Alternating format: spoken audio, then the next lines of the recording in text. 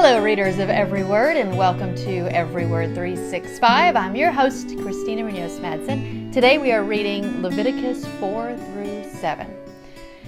So these readings may not be as fun or as interesting as reading stories about a large boat or a mass exodus and the parting of the seas, am I right? And I've heard from some of you about how repetitive and monotonous this book is, and not only are you right, it's going to get worse before it gets better, just being honest. That's why it's so important to be committed to this and not just do it because it's fun or easy or anything like that. That's why I had you sign the covenant and really commit to this and understand what you're committing to, because I personally think those stories with a beginning, middle, and end are a little bit more fun than all of this. Not or less important, just more difficult to read sometimes. Okay. So let's talk about some of the offerings we've read about so far, because there was some good insight from Got Questions that I wanted to share. Here's one of them. God is not interested in taking from us. That is not his heart at all. But the lie we so often believe is that our good actions bring about his goodness, and our sinful actions must be paid for in personal sacrifice. The peace offering shows that worshipers in the Old Testament were not any more responsible for their salvation than worshipers in the New Testament. Throughout the ages, people have been tempted to think that sacrifices create God's favor. This belief is evident in our modern understanding of a peace offering as a propitiation for wrongdoing. But only Christ's sacrifice creates favor with God and covers wrongdoing. And the Old Testament sacrifices were a picture of that provision.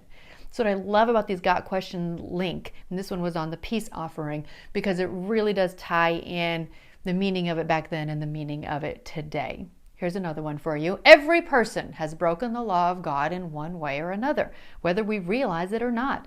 Humanity is sinful, and we are all guilty before God. That's in Romans 3:23.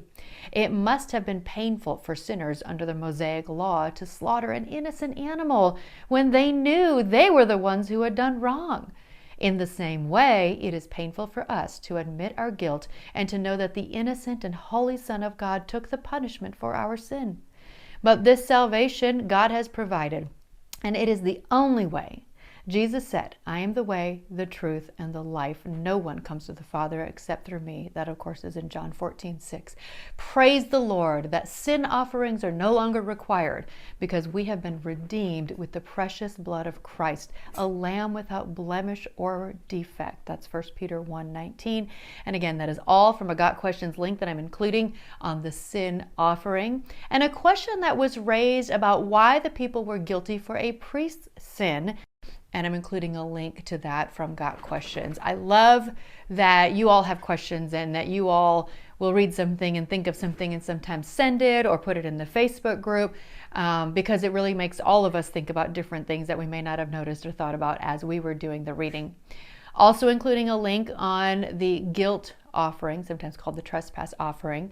And so more on that as well. I think that Got Questions does a great job of really describing these if they're hard to understand or just hard to read as we go through Leviticus. Also, does everyone have their Bible by now? I'm going to stop sending those intro pages soon, so be sure to let me know if you don't have yours yet. I know a lot of them are on back order. So if you don't have yours yet, let me know. Otherwise, we're about a month in, and so I'm going to stop sending those every day. Just keep on keeping on. You're all doing great. Tomorrow is Leviticus 8 through 10. Happy reading. This episode is brought to you by Travel with Friends. Don't let the logistics of planning a trip to stop you from being a world traveler. With Travel with Friends, they have tours that you can join to experience a life-changing adventure with other friends. You can cruise throughout Alaska and Canada or taste the delicious food of Italy. Just give Travel with Friends a call at 501-379-9226 or email friends@travelwithfriends.com or click the link in the podcast description to find out more about their tours.